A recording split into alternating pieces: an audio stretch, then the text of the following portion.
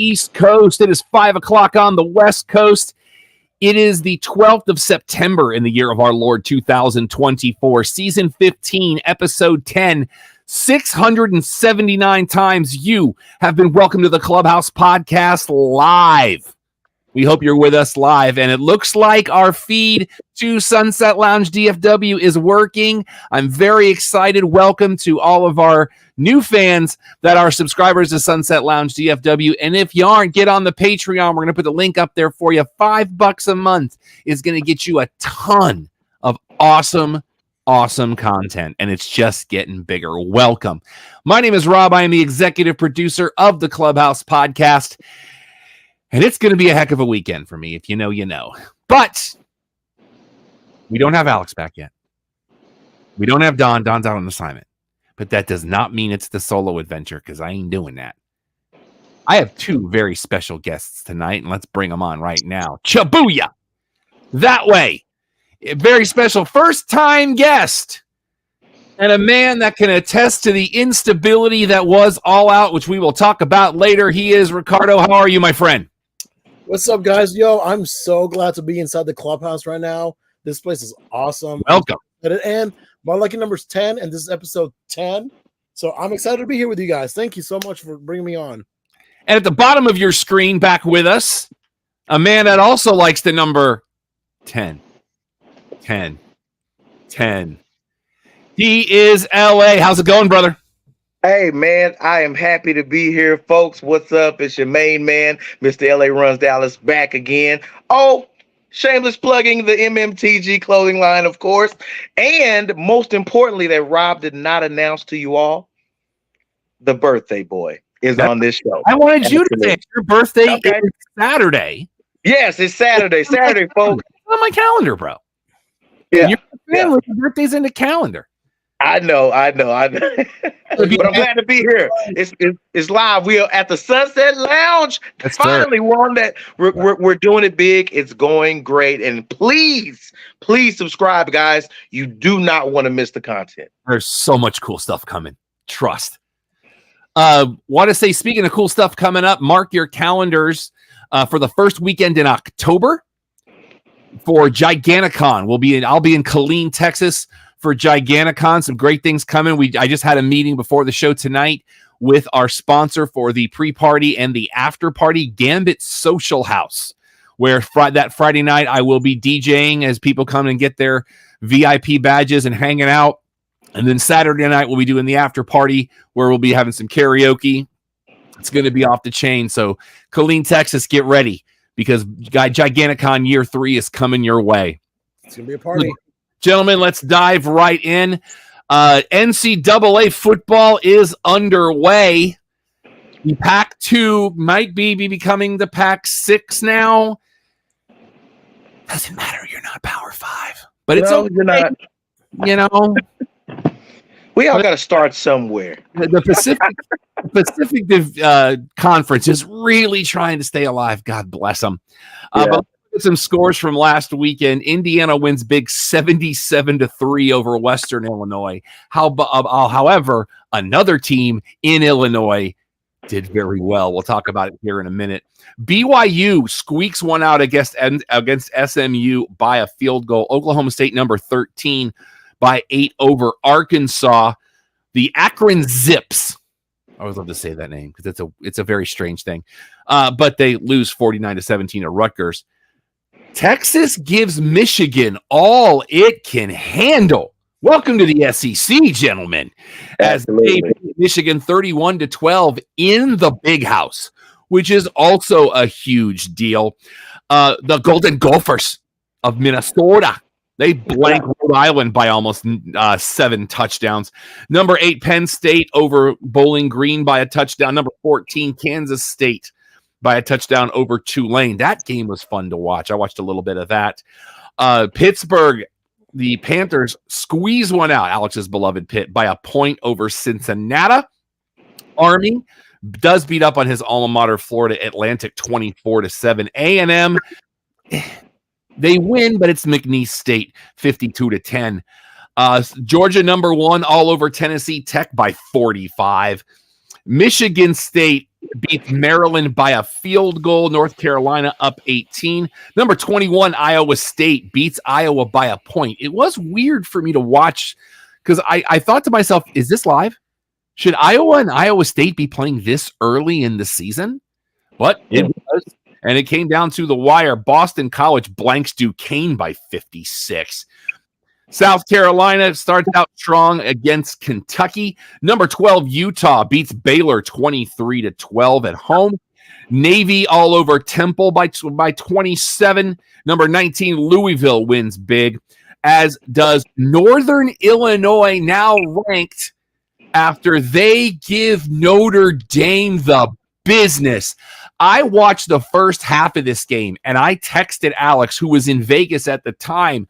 I said, what's going on with Northern Illinois? He was out of pocket. He didn't know, and I was like, bro, they're giving Notre Dame everything they can handle. And he was like, what? I'm like, I don't know, but this is nutso.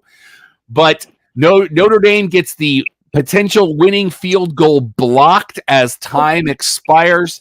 What a game that was. 16-14 Northern Illinois wins. Ole Miss 52-3. They're ranked number 5 right now. Miami all over Florida A&M as well. Number 6, Missouri blanks Buffalo, and I'm always up for a Buffalo loss on any level.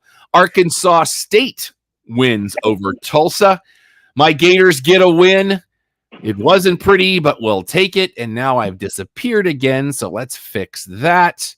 Get ready to see the other side of my studio because it's right there. And then we're going to come back to me. Hi, guys. More me. There I am. South Florida. You know, my South Florida Bulls, they were hanging in there against Alabama. But when you go down, when you're outscored in the third quarter 28-3, it's not going to bode well for you in the fourth quarter. Alabama. A lot of your going on here. How many of your teams are there? I have 2. Oh, okay. Florida was the team I was a fan of as a kid. Yeah. And then South Florida is actually where I went. Okay. When we didn't have football. Have I never told you that story?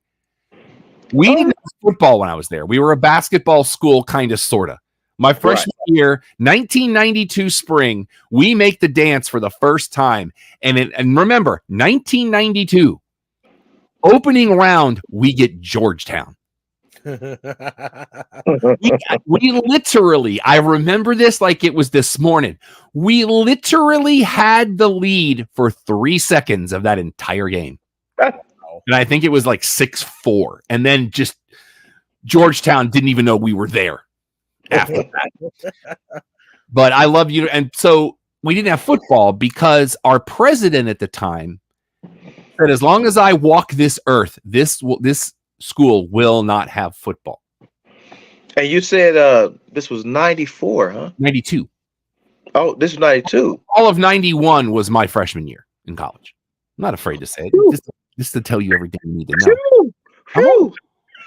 So when that president shuffled off this mortal coil, the next year South Florida got football. Nice. That is the story. And they're supposed to be getting an on-campus stadium too. So okay. Let's see. Colorado State gets a big win. They're back on the board. Rice shows Texas Southern the door. Let's see who else we want to talk about. Number 3, Ohio State all over Western Michigan by 56.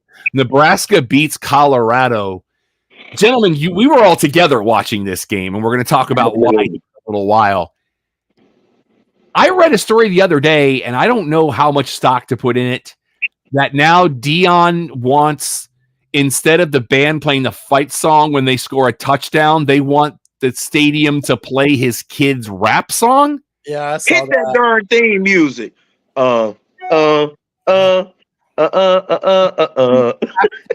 Gore first? I'm just saying.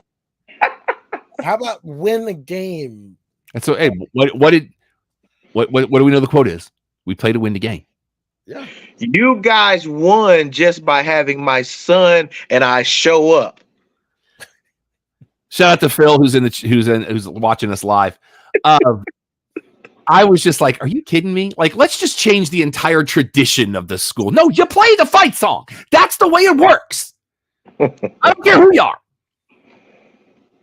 driving me crazy. LSU wins big over the powerhouse known as Nicholls State.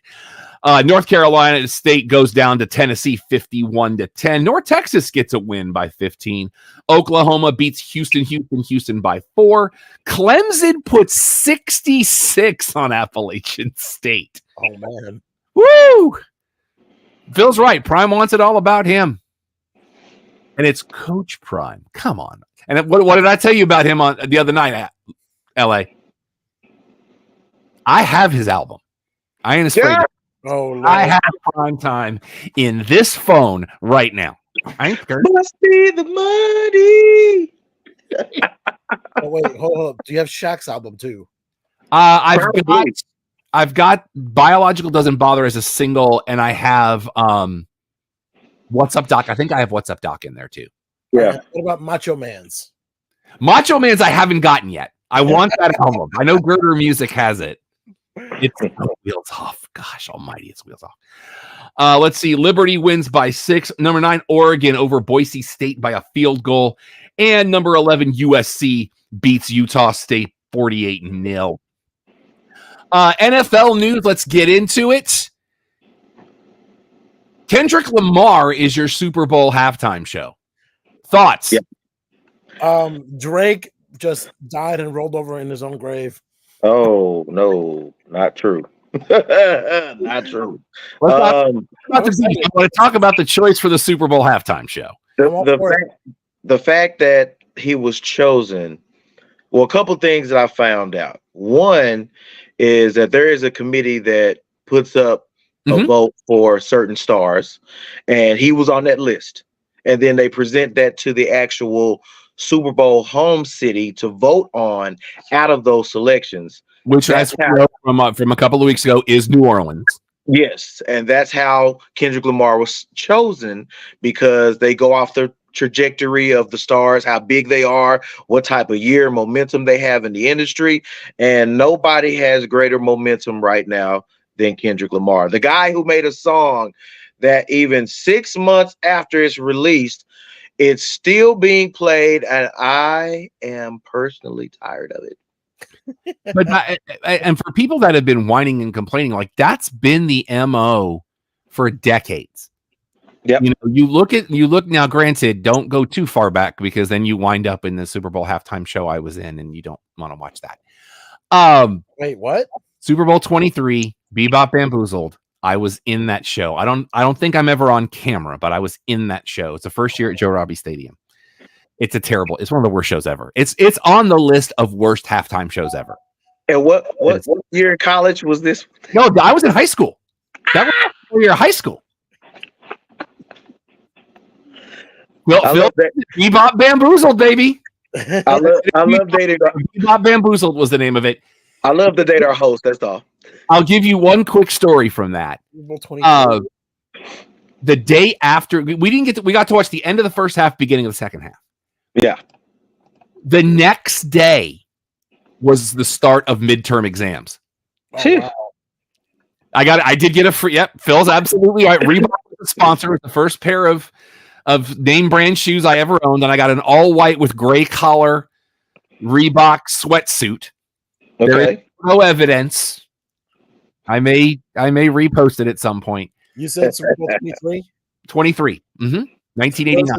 For those that don't know, that was the year I was born. For those that don't know, that was the 49ers over the Bengals 20-6. Was a heck of a game. But like, we didn't get back to the school until like 11:30. And I had midterms the next day, and I walked in. It was my first and second hour, and first hour was American history. And my American history teacher looked at me, he's like, "You gonna be okay?" I'm like, "I just want to get this done and go home." But anyway, that's the MO of the league. Phil says no evidence. Show him from a tunnel. The only picture I have, because they wouldn't let us bring cameras with us, was the picture my mom took of me in front of our house in that sweatsuit. Okay, I got the certificate around here somewhere. Certificate of participation. Thank you. Now they gave those back then too. Oh yeah. Well, this just showed that you were part of the thing.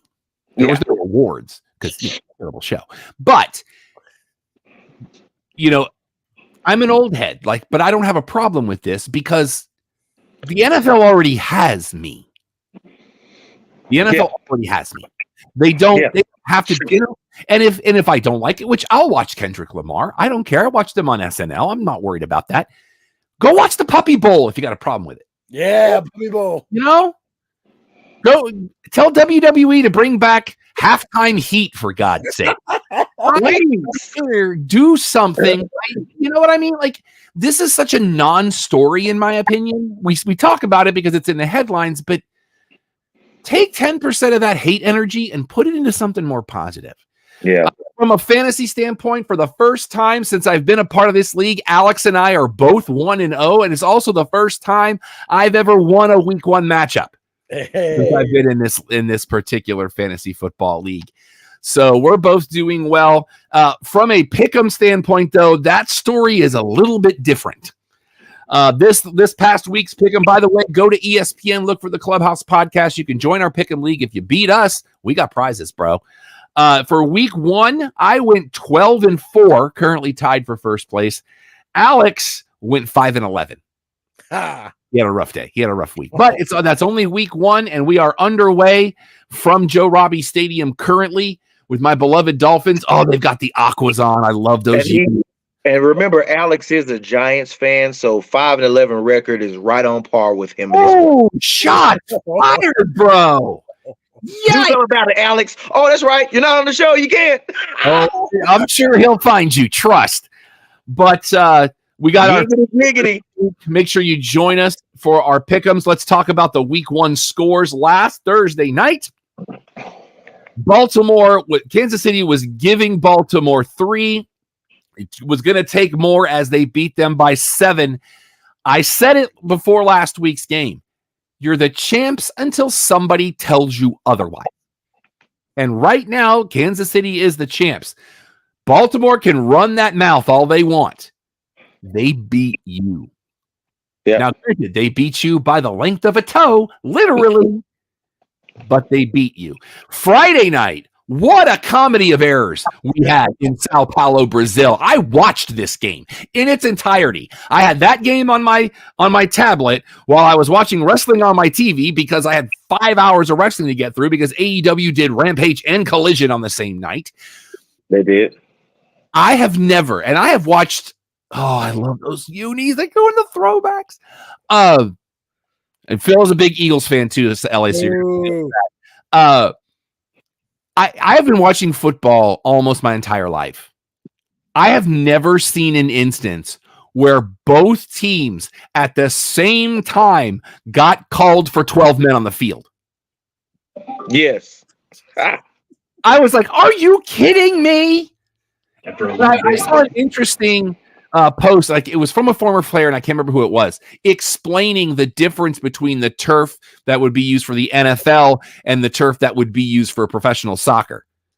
Right. Why there was so much cleat changing and changing of the spikes, and Phil says bad coaching.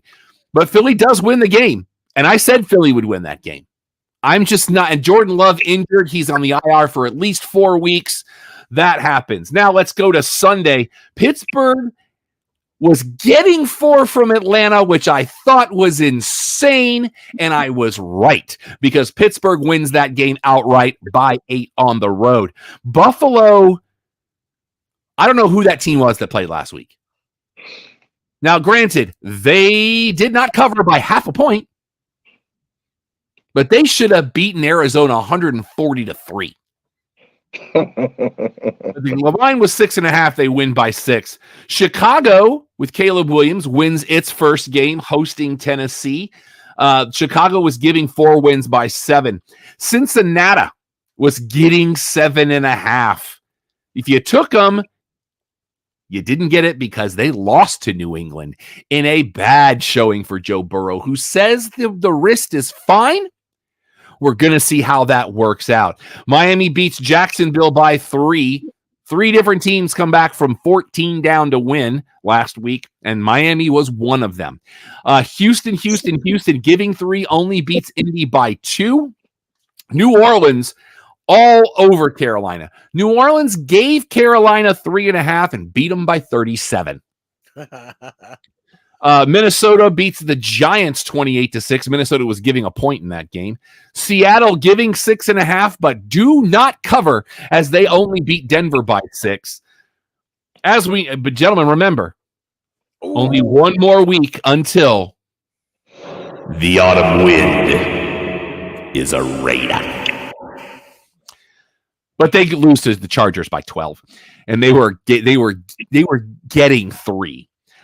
Dallas all over Cleveland. Cleveland was actually giving Dallas points, which made no sense to me on this show last week. And I was like, give me Dallas all day, especially +2. Are you insane? Tampa Bay all over Washington. They were giving 4. They win by 17. In the night game, Detroit beats the Rams by 6. Detroit is coming to play. We talked about this on the show 2 weeks ago. Keep an eye on the Detroit Lions. And then, as we said on this show last week, that Monday night matchup, I think the NFL wants that one back. Yeah. San Francisco was given 3.5, and they win by 13 over the Jets. Choke. Let's go into what's going to happen tonight. Of course, Buffalo at Miami. Miami's giving 2.5 in this game. Josh Allen has taken the field. I've gotten Ricardo to watch this with the Prime Next Gen Prime stats. Have you seen what they're doing? Yeah, I saw a few things, and there was just. Is it not cool to watch? It is. Oh, it's the only way to watch an NFL game. I won't watch, especially Thursday night, any other way. But let's get into Sunday because now we're back into the right groove. I don't know why we had to do a Friday night game. Just give me the doubleheader on Monday night. You know why? Money. I mean, I know why, but I don't know why. You know what I mean? Sunday, we'll start with your noon games. Alex did send me a text this week saying that the league has mandated that there have to be more than 3 games in the late set every week this year. Which is fine, because what have we always said on the show? Sundays are noon heavy. Yeah. It's like 148 games at noon and like 2 in the late set. Like, no.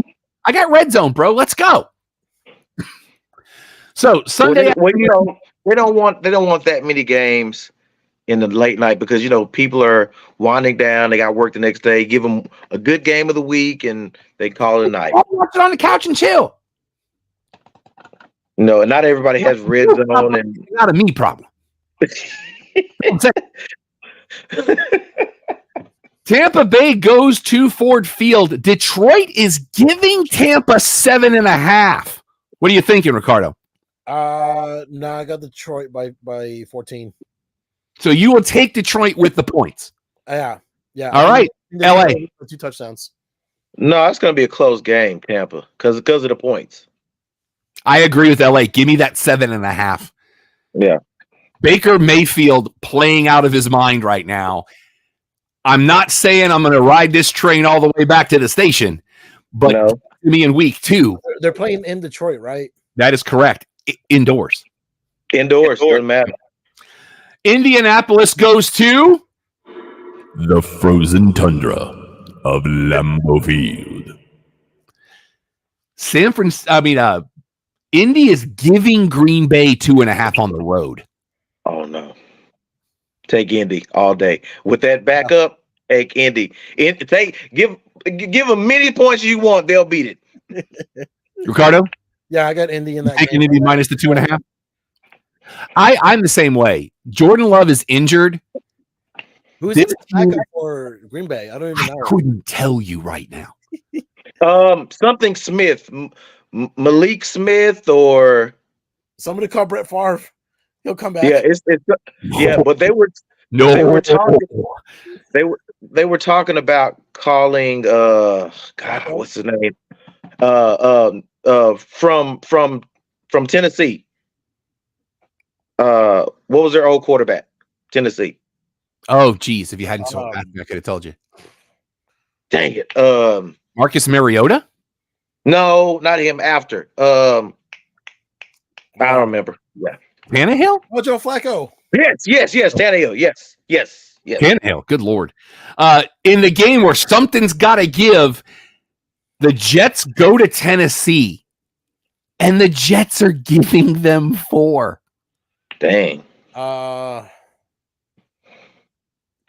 Give me Tennessee. LA. I think Rogers got embarrassed on Monday. I think he's gonna be sore and want something to prove. I'm going Jets. Touchdown Buffalo, by the way. Yeah, I'm gonna go Jets. On a 4th down, right? Probably. Yeah. Yeah, that was a 4th and 3. Yeah. 7 points out 4th and 3. Give me Tennessee plus the 4. I think that the Jets they'll do better at some point, but it ain't yet. That line's still trash. Yeah. Also in the early set Sunday, San Francisco goes to Minnesota and is giving them 5.5. Give me San Fran. Yeah, it's not enough.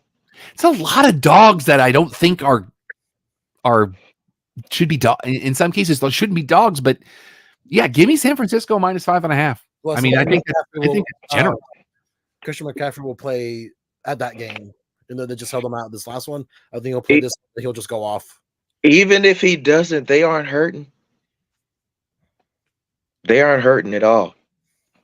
That is one giant that if Dallas can topple one of these days, they'll be made a statement. But that's a well-oiled machine. Seattle goes across the country to Gillette Stadium. Seattle giving 3.5. Give me Seattle all day. New England, I am not sold yet. Nah, this year's Cinderella story. Give me New England. Okay. LA? If they were in Seattle, I would have taken Seattle, but they're playing at Gillette. And I agree with you, but Seattle travels and plays well when they do travel. But the 3.5, only because of the points, I'm going to take the Patriots. In division, Giants go to FedEx Field to play Washington Football Club. The worst game of the week. Well, fans lose. Football Club is giving 1.5. That's it. So mad at Danny Dimes right now. His rage for that man is real. Hey, what was that again? Alex, that's Alex's team, and his hatred for Danny Dimes is at an all-time high. No. What was it? It's legit though. Washington's giving New York 1.5. That's it. You know what? Give me New York. I think New York squeaks this out by a field goal. Oh my God, no. That's a dead man's bit. I know both of them are terrible. That's a dead man's bit. I'm taking Washington all day. Might be 3-0. I'm taking Washington, man. I'm taking Washington. Dude, the over-under's 43. I'm taking the under. Absolutely the under. Yes. Oh, yeah. Los Angeles Superchargers also go across the country to play Carolina. Chargers giving 5.5. I don't care what the line is. Give me the Chargers. All day. Doesn't matter. I'm going to be in that section of country next weekend. I'll be in Charlotte with my my aunt and uncle are celebrating their 50th wedding anniversary. Congratulations. I bet you don't take time to go to that game though. I'm actually on a plane Sunday at like noon. Oh, okay. So, but if I was there, I would try to go because it would be another stadium to check off my list, if nothing else. Yeah.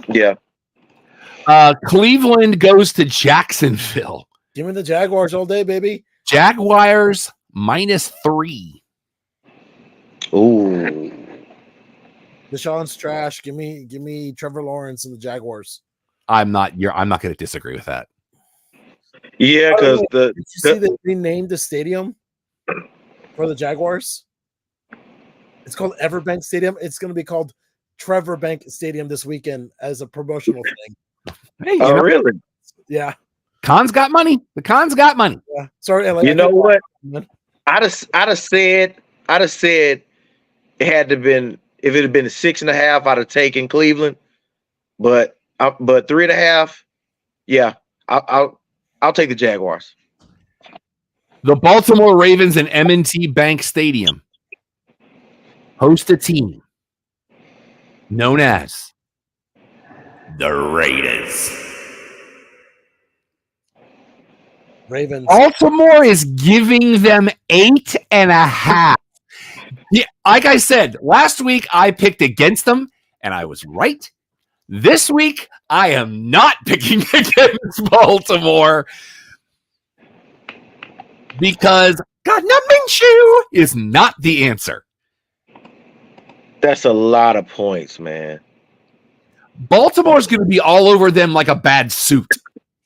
They're gonna ball out. They're just gonna be taking out their anger on the Raiders. Oh man, I feel bad for the Raiders. Yeah. Oh, I'm sorry. This is a revenge game. Baltimore. Sorry. Forgot. By the way, real quick, did you see the meme that said they should have had Dion play for the Ravens there at the Oh, yeah. missing that toe? God. Let's get into the late sets. The Rams go to Arizona. Arizona's giving them a point. Just a point? Give me the Rams +1. Yeah, I'm like Arizona last week beating Buffalo. To me, as a wise man once said, it's a fluke. A broken clock is right at least Twice 2 today. times. Yep. Ain't gonna be right this weekend. Give me the Rams. The Rams coming off to Baltimore. I mean to Detroit. Yeah. Let's go. Yeah. The Steelers go to Denver. Pittsburgh giving 2.5. And this is the over-under on this is 36.5. Give me Pittsburgh -2.5. Let's go. Where are they going again? They're going to Mile High. God, they can't move the ball though. But neither can Denver. Yeah. Denver's in a full-on rebuild right now. Who's got the better defense? Yeah. I'll take Pitt. You know what? Give me Denver. All right. Last game of the late set on Sunday. Cincinnati goes to Arrowhead, boys. The Chiefs are giving them 6. Give me Chiefs. Yeah. Joe I Burrow. think it's gonna be close. I think because that's how it always is with Kansas City. They always get into a close game with Cincinnati. I think it's gonna be close. I'm gonna take the Bengals, man. I'm gonna take the Bengals. I need to look at something because I think I'm doing okay right now. How many points again on that one? Since KC's giving Cincy 6. Yeah, it'll be closer than that. Yeah, I'll take Cincinnati. It'll be like a 24-20 thriller or something like that. Yeah. Sunday Night Football. Chicago Bears, Houston Texans. Ugh. Chicago's giving 6.5. Texans rough shit all over Chicago. Yeah. That defense is too good. So is the Bears defense showed up last week too. The offense is better than the Chicago offense. I believe in CJ Stroud, just like I believe in Joe Hendry. You almost made me want to go the other way just because of that. Give me Houston. I just don't like Caleb, so I'm going to go to spite him. I'm going to go with Houston. Monday Night Football. Yeah, buddy. The Atlanta Falcons, my brother's favorite team, are going to the Link. Phil's beloved Eagles. Philly's giving them 6.5. First of all, give me Philly with the points because the quarterback situation, they still think they want to play Kirk Cousins, and they don't. And the fact that I have Atlanta's kicker on my fantasy team, so I need Atlanta to kick a lot of field goals.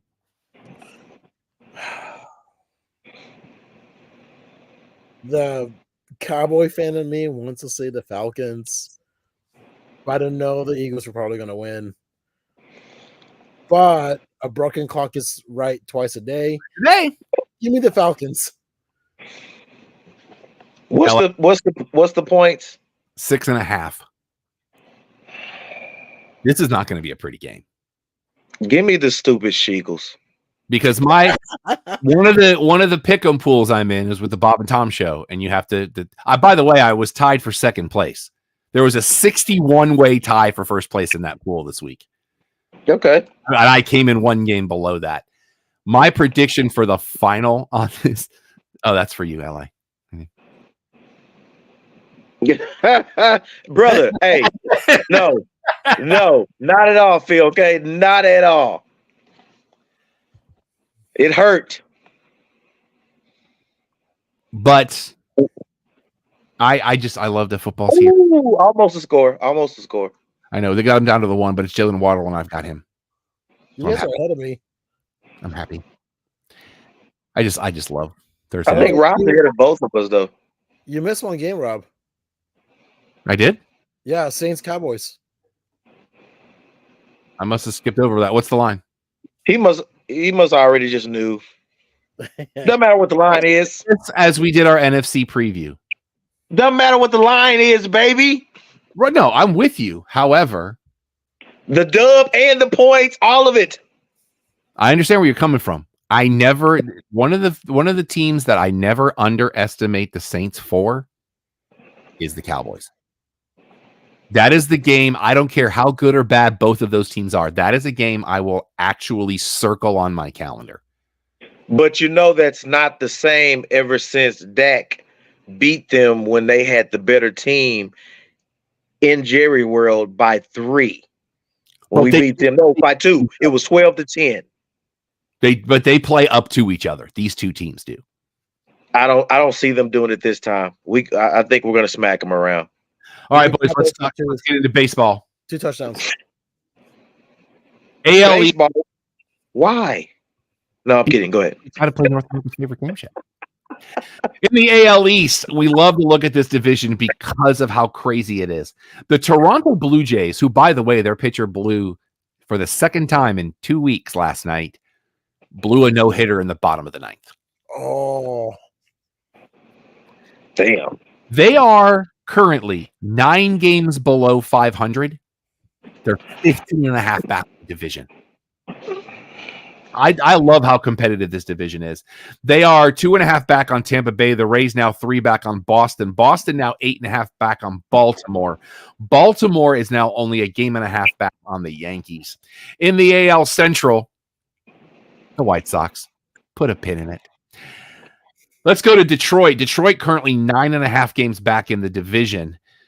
By the way, again, every team but the White Sox is above 500. So be ready. They are 3.5 games back on Minnesota. Minnesota is now a game and a half back on Kansas City. The Royals now 4.5 back on Cleveland, but Cleveland's won 3 in a row. Touchdown. Tied game or almost. Let's go. In the AL West, there's a reason that tonight's episode is called Rob Could Get Distracted. In the AL West, still at the bottom of the pile there.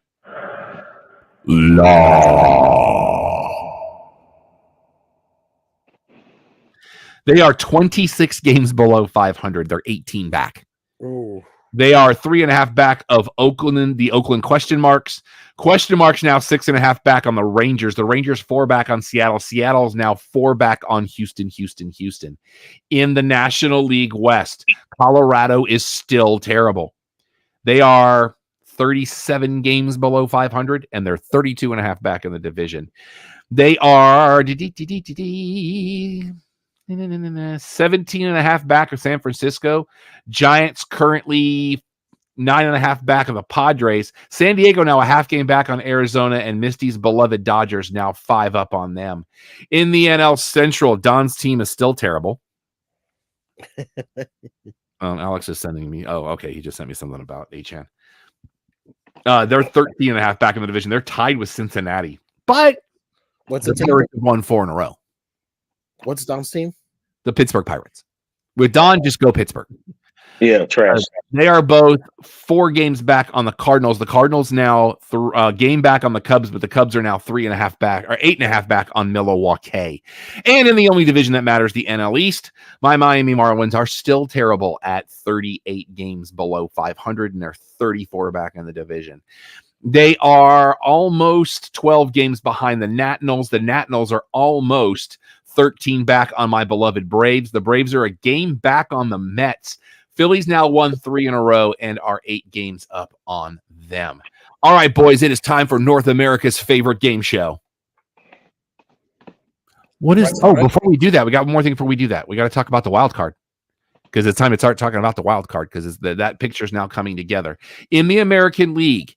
If the playoffs started today, okay, your wild card. You said that weird. I got to do my radio vomit voice. Your playoff teams, division leaders would be the Yankees, Cleveland, and Houston. Right now, your wild card is Baltimore, Kansas City, Minnesota.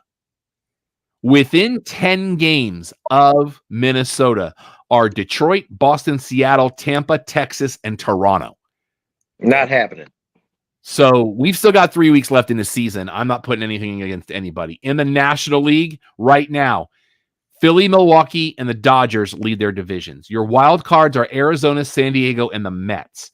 Within 10 games, Atlanta, Chicago, St. Louis, San Francisco, Cincinnati. So it's still anybody's wild card right now, but a lot of teams got to start winning some games. That's all I'm saying. Let's get into North America's favorite game show. What is the run differential for the Chicago White Sox? Yeah. Ricardo, you are our newest visitor, so you get first crack at this. Minus 356. LA.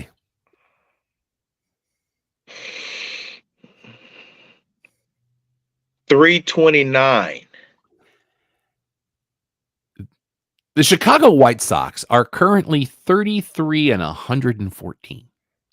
Jeez. That is a 224 win percentage. Okay. To help you put that in perspective, if they played every day, the Chicago White Sox would have enough losses to almost fill a third of a year. They are currently 51.5 games back in their own division. They are 18-57 at home. They are 15-57 on the road. Oof. 2-8 in their last 10, and they're on a 3-game losing streak. Just 3 games? Wow. To help you put it in perspective, Ricardo, if you were correct, they would have the record. Am I correct? You are not. Okay. The only other team in the American League in triple digits, which we assume because last week it was minus 303. The only other team in the division right now with a triple would be at minus 128. That's a different lie you gave. I got to mix it up. Okay. In the National League, the Marlins are at minus 197, Colorado at minus 228. The Chicago White Sox currently have a run. Phil says minus 343. You're all over. Damn. The Chicago White Sox currently have a run differential of minus 311. Oh. I was close again. And I almost thought 311 too. I almost was thinking that. So that's where we're at. 3 weeks left in the season, boys. So they could potentially hit 356. We said it last week. They're in striking distance. Like, it's not out of the question. So 3 weeks, what's that? Like 20 games? Probably somewhere. Give or take. Under.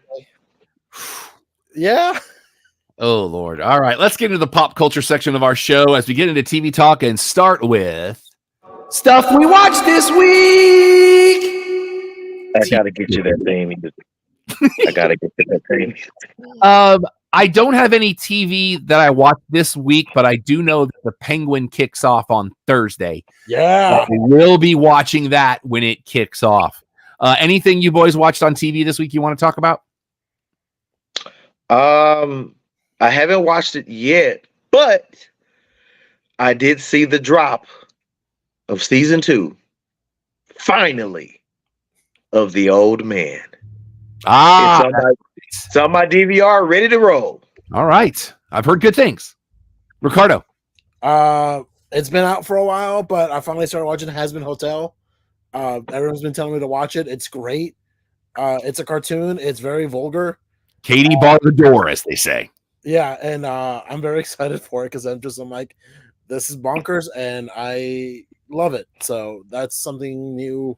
I really don't watch much TV shows. I usually watch YouTube. So I'm the same way. So, and remember, in 3 days, Heels hits Netflix. Yeah. I finally get to watch the last 2.5 episodes, and I have been spoiler free this long. I'm almost there. I will watch these on Sunday. Oh, let me tell you what happened. So I will come to your house and I will end you. Hey man, when the Undertaker throws off Mankind, you better have your affairs in order. That's all I'm saying. HBO Max has canceled We're Here after 4 seasons. That is their kind of docu-series about a group of drag queens. And they finally have, last week we said Salem's Lot is coming in October. We now have an official date. October 3rd is when HBO Max's adaptation of the Stephen King vampire novel kicks off. October 3rd. I'm all for it. I love everything vampires. So, something I started watching also, the Interview with the Vampire, because it dropped on Netflix. Ah, yes, the AMC series. Yes, the first season. Yeah, the first 8 episodes. So, love the books, love the movie. I mean, loving the show. Lifetime, because they are unapologetically who they are. They are looking at bringing All My Children back as a TV movie franchise. Really? Yes. Because Lifetime. Yeah. Sometimes you just stay the way. The only thing I have is also Prime Video has said Bosch Legacy will end after season 3. Oh, I was just about to get into that one. Bosch. So, yeah. TV on DVD and Blu-ray this week. Season 2 of Reacher will be available. Season 6 of The Crown. The complete series 60th anniversary special edition of Bewitched. That was in heavy rotation for me when I was a kid. And the complete series of the animated series Top Cat, also from when I was a kid. So I love Top Cat. We need to take a minute as we get into movie talk about the loss of James Earl Jones at 93 earlier this week. Such a fan on every level. He, of course he is the voice of Darth Vader. This is CNN. Like that, he's that guy. Like one of my favorite, most underrated, and this might be a spoiler for a movie that's almost 35 years old. So if you don't want to deal with this, deal with it. There's a movie called Sneakers that has Paul Newman. It's got Mary McDonnell. It's got Dan Aykroyd. They're a group of people who they're basically hackers before there were hackers. Yeah. He shows up at the end of the film and has one of the best lines ever. And if you haven't seen Sneakers, go find it. I need to get the Blu-ray because it is one of my favorite movies. I unapologetically love that movie. It's so much fun. It's just good. Go watch Sneakers. And we will miss James Earl Jones so much. Yes, sir. I was gonna, just to, of course, honoring his memoriam because I mean the guy was awesome. Lion King was another instrumental role that he played, and I remember hearing his voice, and I think he has one of those commanding voices that just evokes wisdom, and it doesn't matter what age you are, you hear him speak, and he could be saying like, burgers are best made with mayo, not mustard, and you would like literally be like, yeah, right, mustard sucks. The Sandlot. Yeah, Mr. Yeah. Riddle. Oh, you're not in trouble. You're dead where you stand. Like, man, Phil talks about he's looking. He agrees with you on the Vince Vaughn thing from last week, and he's looking forward to Slow Horses, which I've heard very, very good things about as well. So along with what LA said, I mean, I grew up in the '90s. Like I remember hearing him for the first time as Mufasa, and then my parents a few years later watched Star Wars or Darth Vader, and then again Mr. Murdo with the Sandlot, and then of course Field of Dreams. And then of course he was in the remake for The Lion King a couple years ago, and even at 90, almost like late 80s, early 90s, he still had that commanding voice. It can stop time. Yeah. And Like, he did sell his voice to Disney. So Disney recreate that iconic. You know what? In a lot of ways, we always talk about Morgan Freeman being the voice of God. Nah. Well, he does have that voice, but like James Earl Jones, it's a little bit more commanding. It's like, you know what?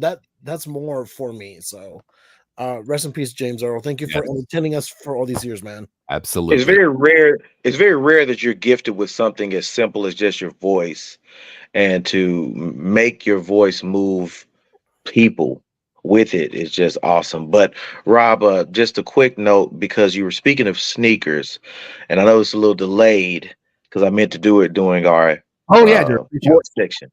I have a surprise for you. Okay. Just to honor, the greatness of this wonderful season that we're in. Come on. Wanted to show you the surprise. Actually, let me get you on a one shot so you've got the whole screen. Okay. There you go. All right. So again, shameless plug, MMTG Clothing. And your boy's pretty skinny. Now I got a better shot of the shirt. It looks great. It's got the Dallas skyline. It's like, yes. Outstanding work, sir. Thank you very much. And here's another claim to fame right here.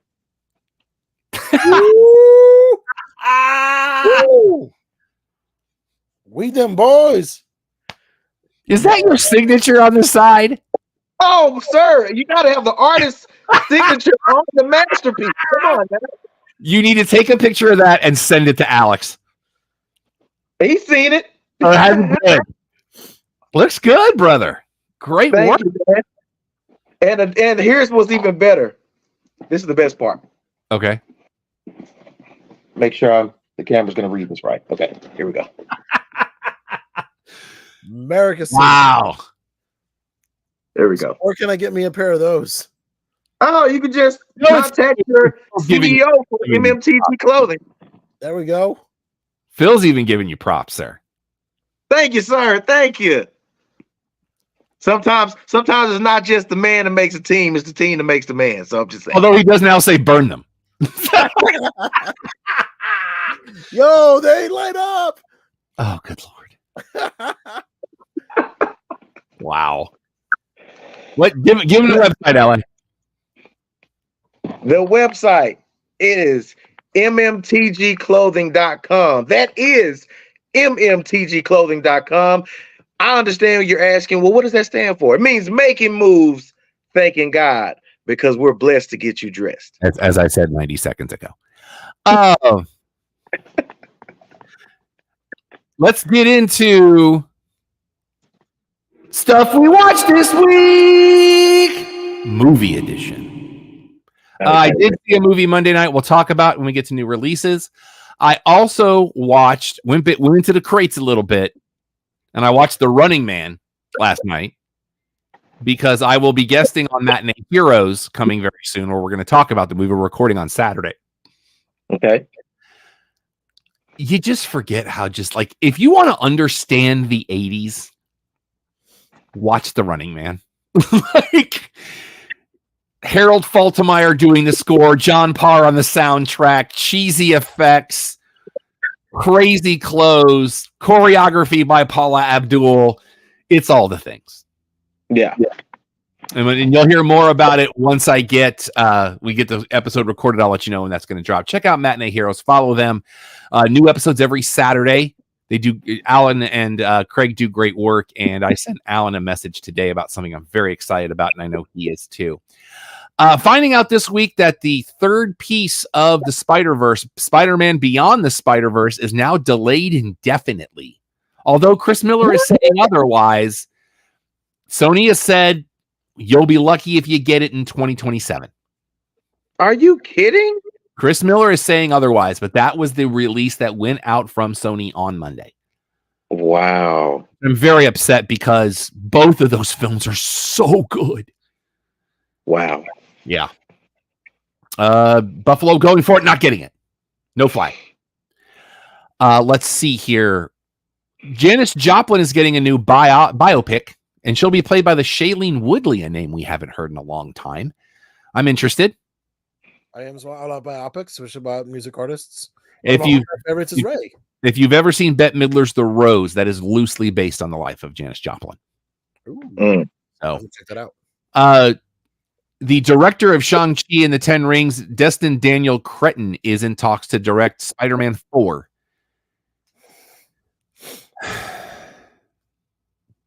Sony, just tell Disney how big the check needs to be, please. I beg you. Like, this new Venom movie looks terrible. I haven't brought myself to Madam Web. Don't. I feel like I have to at some point. Oh, you don't. I started to watch it, and I just literally, for no reason, stopped. Oh, I think there's a reason. Don't put yourself through that, Rob. Like, seriously, don't. We have also found out that this new Lord of the Rings, The Hunt for Gollum, is actually going to be a 2-parter. No kidding. Yeah. Yeah, they're going to stretch the door on that one. You have to go big. Like, they always go big. They add stuff in there just to add stuff. You're going to stretch the dough. Absolutely. And people the big hit from earlier this year, Challengers, is going to hit Prime Video next Thursday. So there's that. Inside Out 2 now will hit Disney Plus on the 25th, which would be the day before that. It's out on DVD now. I believe it's on Blu-ray and DVD. Yeah, I saw it at Walmart yesterday. What did you guys think of the Thomas Crown Affair?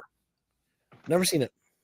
The original, the Pierce Brosnan version was a remake. Mm-hmm. I enjoyed that version. I thought it was very good. I also enjoyed the original, which I believe has Steve McQueen in it. We're getting it again to star and be directed by one Michael B. Jordan. Mm. I like him. I like this. I love the story. I'm intrigued. Okay. For MGM Amazon. I'll watch anything with him in it, even Fantastic Four. So don't get me started. And what to me is the biggest news of the week. This is huge. So we talked a few weeks ago about something called the Criterion Closet. This is a YouTube series that's been around for 5 or 6 years now. Okay.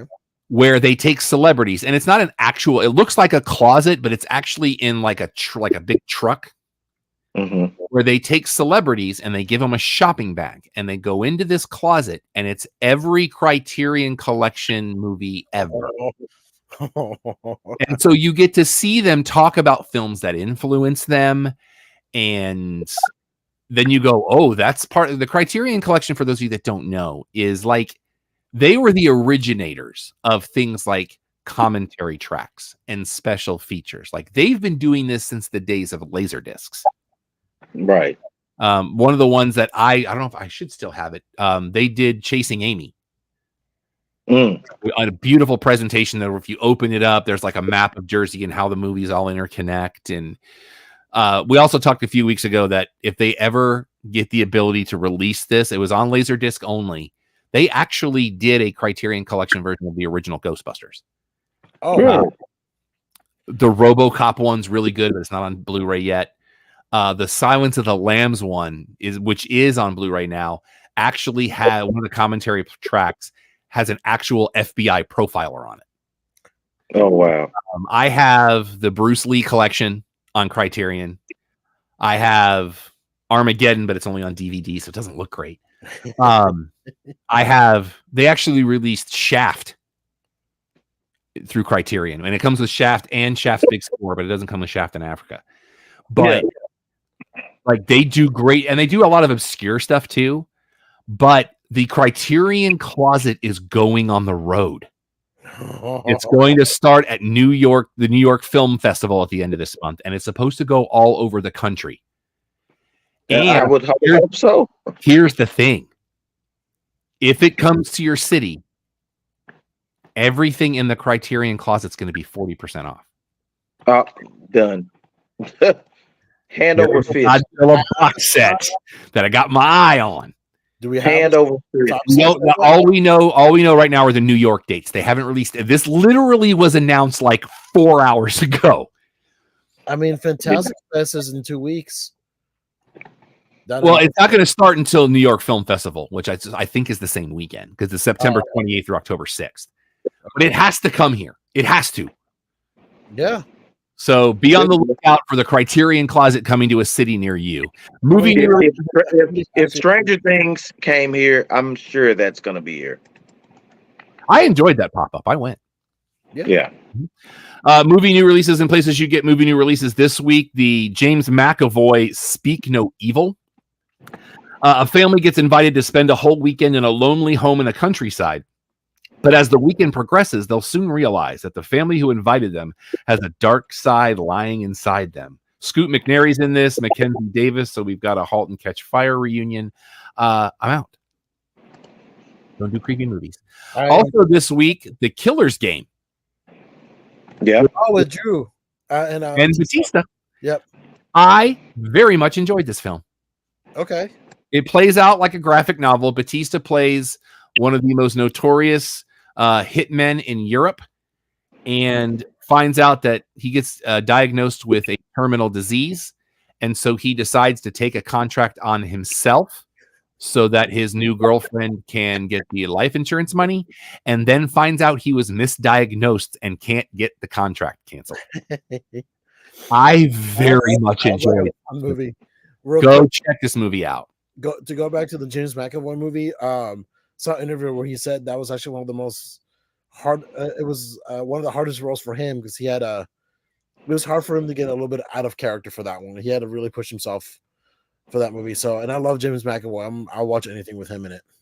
We also have The Critic this week. This is not the movie that Quentin Tarantino hasn't done yet. This has got Ian McKellen, who stars as a powerful London theater critic who becomes entangled in a web of deceit and murder. Gemma Arterton is also in this. Ooh. Leslie Manville is in this. Okay.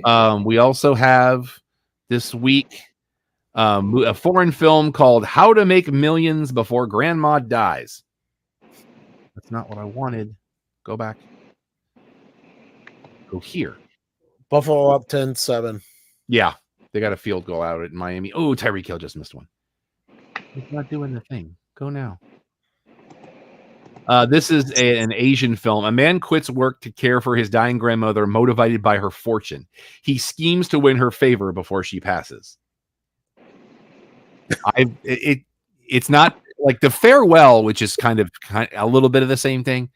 Go watch that with Awkwafina. It's fantastic. There's also a horror film called Hereafter with Connie Britton, who I'm a big fan of. Claire is overjoyed when her daughter Robin is miraculously revived after a fatal accident. But her relief turns to dread as Claire notices changes in her daughter, suspecting something dark has followed her back from the brink of death. It's not her daughter. It never is. I'm out.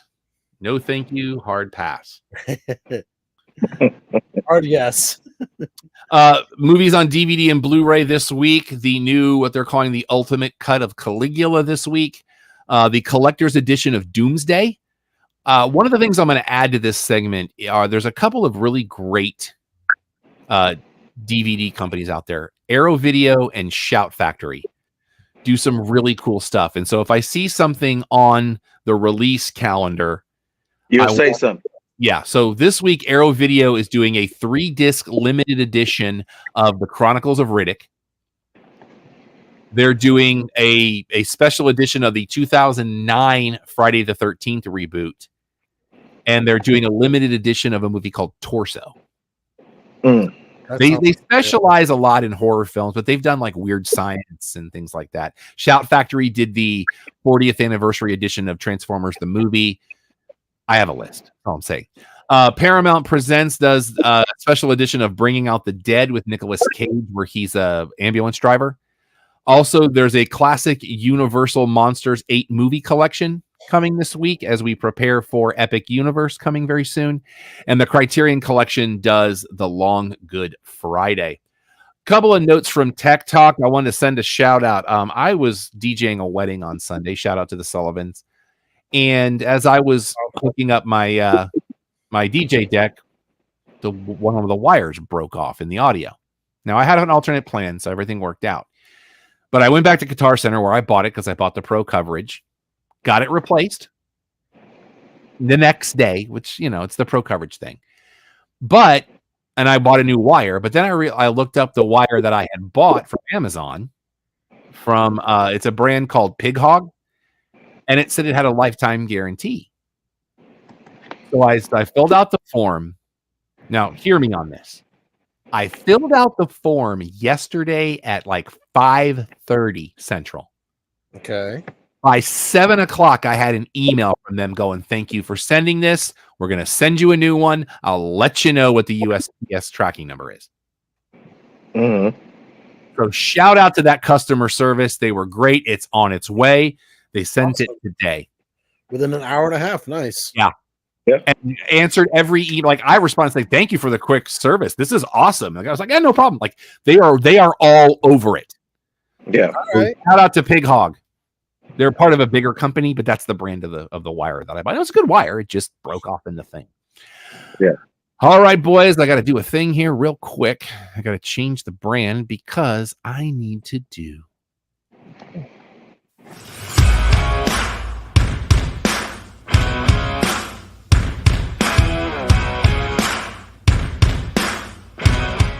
It is time to get into the Cheap Podcast, your one-stop shop for all things professional wrestling. The second half of this show, which should not take as long as the first half. Let's get into it, boys. Tomorrow night is Victory Road for TNA. I will be watching. They put a tease in last week's episode that makes it look like the former Xia Li is coming. Okay. And I'm a big fan of her, so I'm very excited about that. Speaking of things TNA related, EY has got a new gig, even though he'll still be working for TNA. Access TV has a series called Vinyl Obsession. It's where they talk to rock stars who talk about life on the road and name the albums that influence them. EY will host its new season. Oh, Okay. awesome. So, you know, what I say, EY is TNA. So, Yep. Tennille Dashwood and the former, what was her man's name in WWE? Riddick Moss. Yeah. They are expecting their first child. So mazel tov to those kids. Trevor Lee, the former To the Moon, John's favorite wrestler. He will debut October 4th for MLW at their Slaughterhouse event. So he's getting some new work. So we like Trevor Lee. And speaking of Trevor's, shout out to Trevor Murdoch and Mike Knox, who are your new NWA Tag Team Champions. Okay. WWE stuff, Milwaukee means the good land. They want Money in the Bank next year. Give it to them. We'll get it. I'll be interested. I mean, they've got some good arenas up there. I don't think they can use the baseball stadium because they'll be right in the middle of anything unless they do it during the All-Star break, which would be kind of a gutsy move because that's when All In's going to be. Going to be here. They are also saying TKO is, and this came out today, they are going to reduce the number of house shows next year by a number of 50. And they're going to avoid what they're calling marginally profitable cities. Yep. I don't think it affects this Fairburg, but yeah, they're only doing about 200 live shows next year. Mm-hmm. Well, yeah, versus 250, but that includes SmackDown, Raw. I don't know if it includes NXT, but from a Raw standpoint, Kiana James is now out up to 6 months with a leg injury. So if you're wondering where she's been, that's been going on there. Dexter Loomis in that outfit reminds me of the Darkest Timeline Aquaman. I don't know why. Just does. And Ricardo, it is well documented on the show how big of a fan both LA and I are of that man. Yeah. Back to the Sam Shaw days, and Alex too. They said that hour 1 was commercial free, but don't ads for like Shop and the other shows count as commercials? No, because it's within WWE stuff. I'm just saying. Gunther calling Wade Barrett Stu made me giggle. No, what made me giggle was my favorite wrestler is Bill Goldberg. Yeah. I popped so hard. And LA, our prayers may have been answered. Starting October 7th, and for the rest of the year of our Lord 2024, Raw goes back to 2 hours. Yeah, I heard. Now, the rumor is they go back to 3 hours when they go to Netflix. Of course, yeah. But I am so happy about this. They got nothing else going on, man. When the Judgment Day comes out 3 times, give me a breather. Just give me a breather. The problem is they have talent on Raw that they don't push, and then they have oversaturation of talent of SmackDown where they need to be Raw heavy, like they used to do with the draft. Raw, since it was 3 hours, always had more draft picks, but they didn't do that this year. They had them at the even amount of draft picks, which made no sense because Raw's longer. And you're absolutely right. I'm happy it happened. Give me a breather for 3 months before, because we still don't know how this Netflix thing is going to work. Am I going to have to commit 3 hours, or can I watch this on a delay? But they're saying that it's still going to go. And if you have the commercial free version, that it'll be kind of like what TNA does now when they go, we're going to go picture in picture, and then you stay full screen. As long as they do not bleep out holy S anymore, I'm fine with whatever the hell they want to do. I don't mind if they beep it. I hate that they mute it, and I hate the way AEW just turns up the crowd noise because it hurts my ears. Yeah, but you can still hear them saying it at AEW at least. And then they black out the screen, which is weird. That's a thing. Well, yeah, I mean, but they do it on USA, which I'm like, USA has shows where they curse with hard MFs and Bs and all that, and I'm like, you guys are scared of a little holy sh. James Cook now has 2 touchdowns. They were saying with the Netflix thing, like they'll do 3-ish hours, but if they only warrant 2, then they said they could like adjust the times if needed. But my question is Netflix paying for 2 hours, or are they paying for 3? So the rumor is they're going back to 3 hours come January. Yes. So Hammerstone showed up on NXT. Always like to see him. I kind of had that spoiled for me earlier in the day. And did you guys notice who Julia's translator was? Yeah, Funaki. Funaki! Number 1 announcer. Indeed. Good to see Funaki. He's a producer backstage for NXT, but it's always good to see Funaki. That is good.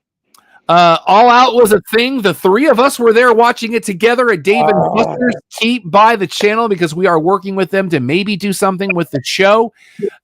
Hopefully for Wrestle Dream coming up October 12th. Had a blast. Dave and Buster's is a great place to watch it. They had the volume perfect for us, had us in our own little area. They are the official corporate sponsor with AEW, so we're working on that. Man, this pay-per-view was nuts. It was brutal. I think it might have been a little too brutal. Like, just it's. I think you don't need needles in wrestling. I think it was. I think it's a pay-per-view, and they gave you.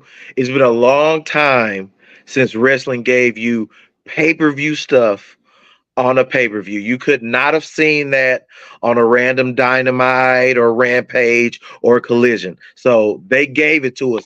That match meant to be personal, and everything about that match. We're speaking of the main Swerve versus the main event.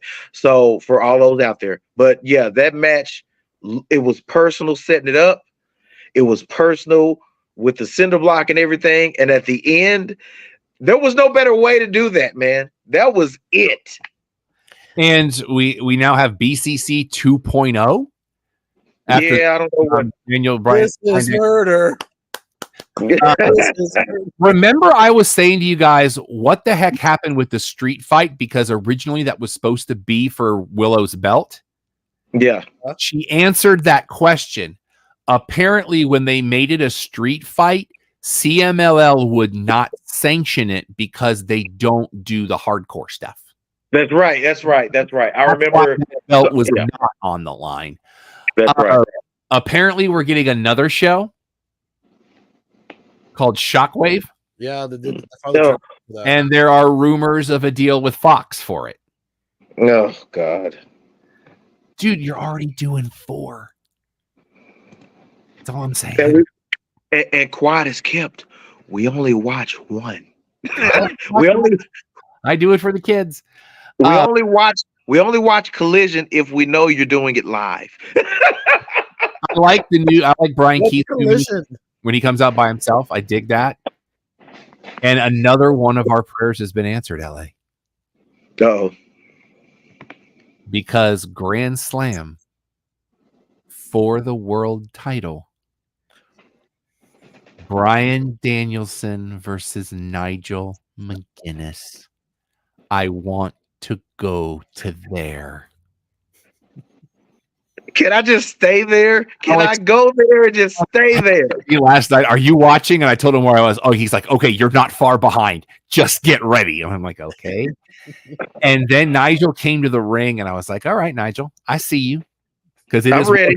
On this show, I am just doing this. Nigel McGuinness fan. The whole time, I'm just doing this. OG ROH days.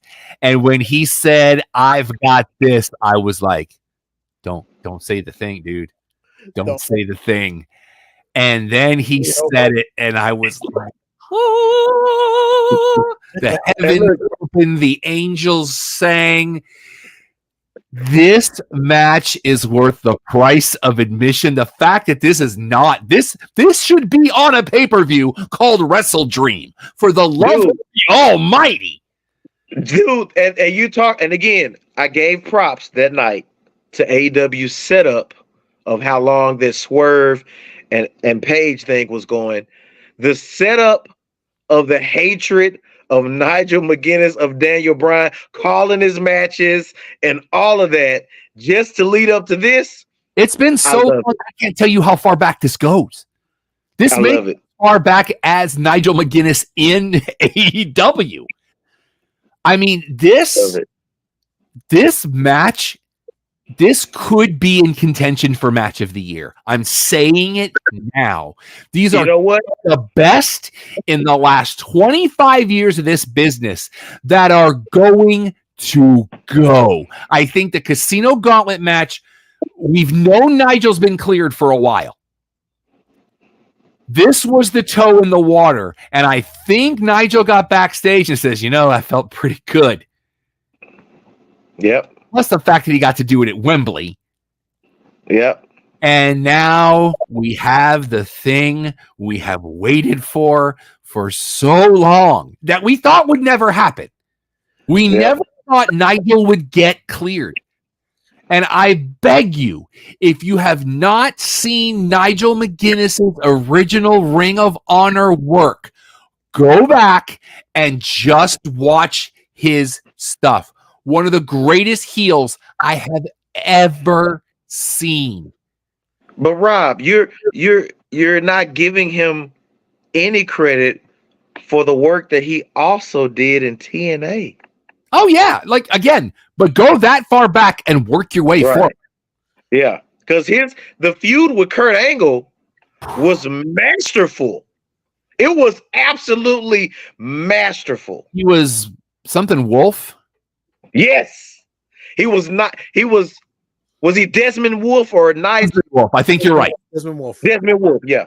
But it was the British invasion with him and Magnus, who was Nick Aldis. Yep. And I mean, that was. Whoa. I have here for that is we'll get the match, but BBC 2.0 will interfere and we'll get the actual match at Wrestle Dream. I'm okay with it because I don't want this to be a one-off. Yeah. And you know what? If you really want to go there, stretch it out, and then they end up as allies to take on BCC 2.0 and put that in blood and guts. Go. And then let Nigel Steele turn on Brian Daniels at the end. Or just he goes to it and Brian's already ready from I knew this was going to happen, so take a walk. Oh, I am so excited for this. I cannot even tell you. Are you going to watch it live? Well, I try not to watch live because I don't like commercials. But I will try my best. If I don't have anything that night, I will watch it that night. Yeah. So usually what I'll do for Dynamite that runs 2 hours, I'll wait about 25 minutes so that I can skip commercials and still kind of end at the same time. Yeah. Like with Raw, I wait 50 minutes because that's a 3-hour show. Everything else, I wait about 25 to 30, and I'm usually pretty close to solid. But yeah, I'm ready. I'm so ready for this. Let's go. That's all I got. Unless you guys want to talk about anything else. I haven't started Ring of Honor yet, and I'm afraid because last week it was 2 hours and 8 minutes.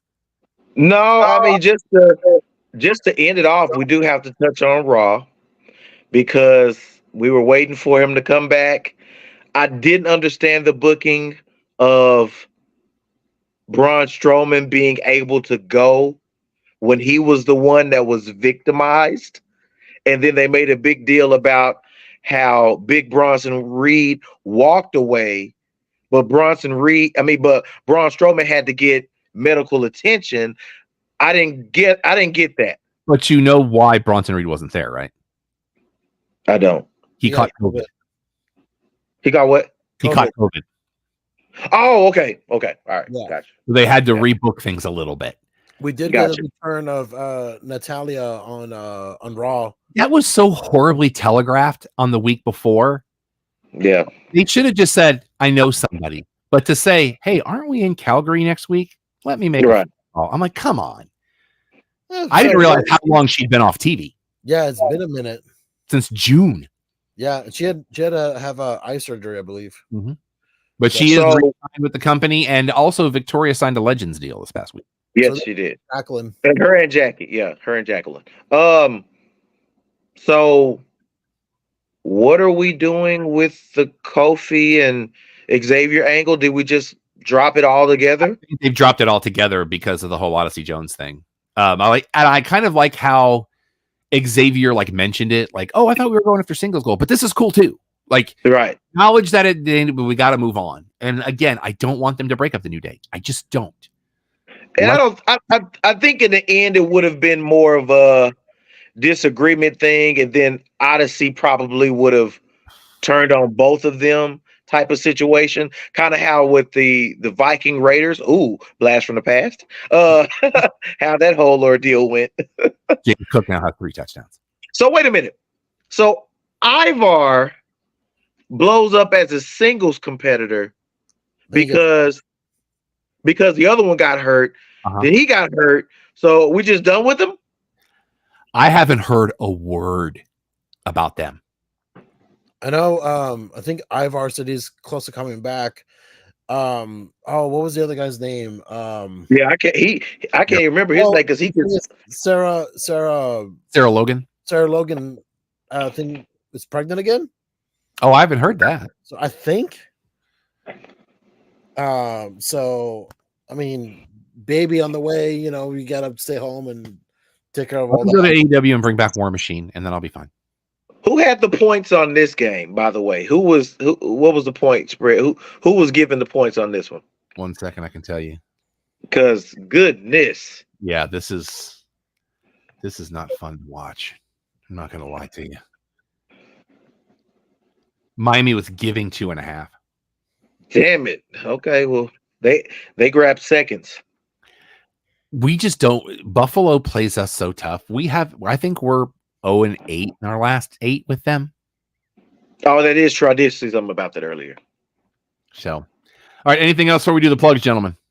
Nope. That's it. All right. Over that way, there's a QR code. If you're on the video, Click that and get to our link tree and find out about all the things. Make sure that you are getting to patreon.com and look up Sunset Lounge DFW, $5 a month. You get a bunch of cool stuff, and there's a bunch more cool stuff coming, so get ready. For those of you on the audio feed, make sure you visit our website, www.theclubhousepodcast.com. Find everything you need to know and some stuff you don't. Like this week, we have the reviews of the Killers game from myself and Don currently up for you. You can follow us on your social medias, everything except Twitter and Twitch. No, Twitter and TikTok. Everything else is The Clubhouse Podcast. Those two are Clubhouse Show. You can follow me on your social medias if you would like. Everything that's Yes, That Rob Irvin. That is spelled ERVIN. My normal co-host, Alex Barnhill, will be back next week. He is Vexploit on all of your social medias. And make sure that you check out our shop at prowrestlingtees.com/thecheappopcast. Some great shirts. If you got ideas, you can send those to him as well. The official fact checker of Sooner or Gator Productions is Don Ford. You can find him on X Twitter as Igbunu, IGBUNUUU. Ricardo, what do you want to plug? You can find me on Instagram under Nerdy Rick 89, spelled NERDYRIC 89. There is no K in my name. I do the 366 day challenge. It's a picture day every day for the whole year. I've been doing it for 5 years. I've not missed a day. And also between now and October 31st, I'm doing 61 days of horror, a different horror-esque film between September 1st through October 31st. So if you're not sure what you want to watch this Halloween season, check out my Instagram, as I am posting a new movie every single night before midnight. So check that out and give me a follow. I'm almost to 2,000 people. LA. Nice. And as always, guys, you know, the CEO of MMTG Clothing is going to be LA Runs Dallas, all formats, all the time. And also now, MMTG Clothing. Again, MMTGclothing.com. If you would like us to come do a live show for you, we love doing live remote shows and hanging out with the Empire. Email Don at don@theclubhousepodcast.com. You can email me questions, comments, concerns. Tell me to go pound sand. I am Rob at theclubhousepodcast.com. Charla Marshall is on Pinterest because we are morally obligated to say that. Our normal show every Thursday night at 8 o'clock Eastern, 5 o'clock Pacific is your one-stop shop for all things sports, entertainment, pop culture, and pro wrestling. So until next week, when I hope to God we're skating at full strength again, gentlemen, you're always welcome anytime you want to be on. Just let me know. For LA, for Alex, for Don, for the Empire, I'm Rob. Clubhouse is closed. Brittany Palmer just living her best life. It's the podcast.